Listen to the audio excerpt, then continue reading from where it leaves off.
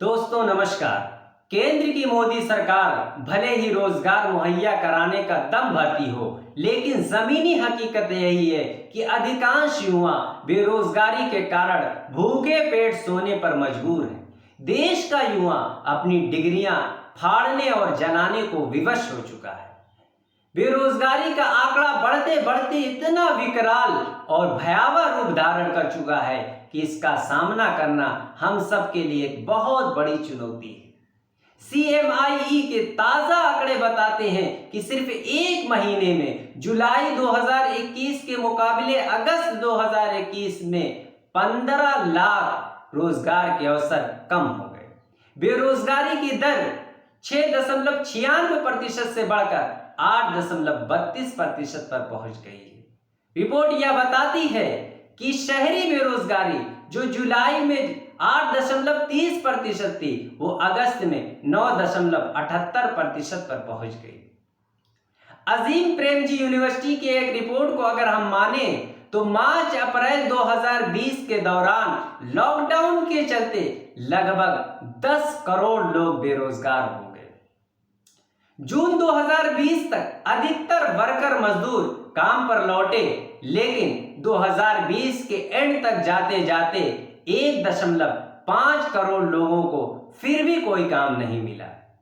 90% गरीब परिवारों को जरूरत के मुताबिक खाना नहीं मिला। कई लोगों को अपनी पारिवारिक संपत्ति बेचने के लिए मजबूर होना पड़ा। रिपोर्ट के अनुसार लगभग 23 करोड़ गरीब मजदूर जिनकी कमाई 375 रुपए न्यूनतम मजदूरी स्तर से भी नीचे चली गई। दोस्तों, जाने माने अर्थशास्त्री कौशिक बसु ने कहा है कि अगर आप बेरोजगारी का आंकड़ा देखेंगे तो यह 45 साल में सबसे सर्वाधिक है।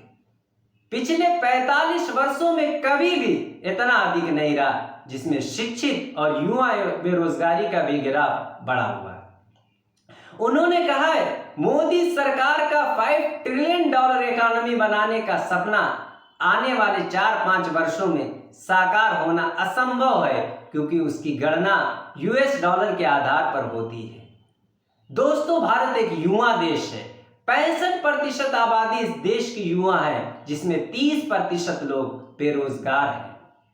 मोदी सरकार ने प्रतिवर्ष 2 करोड़ रोजगार देने का वादा किया था, लेकिन सरकार युवाओं को रोजगार देने के बजाय उनको धर्म के आधार पर बांटने में लगी हुई है। केंद्र सरकार के विभिन्न विभागों के लाखों पद अभी भी खाली है। ग्रुप ए के लिए 20,000, ग्रुप बी के लिए 90,000, जबकि ग्रुप सी में 5,75,000 पद खाली है। पूरे भारत में पुलिस के 5,30,000 और केंद्रीय बल के 1,27,000 पद अभी भी खाली है, जिसको भरने में सरकार की कोई दिलचस्पी नहीं। दोस्तों, मोदी सरकार ने भारतीय अर्थव्यवस्था का बेड़ा गर्क कर दिया।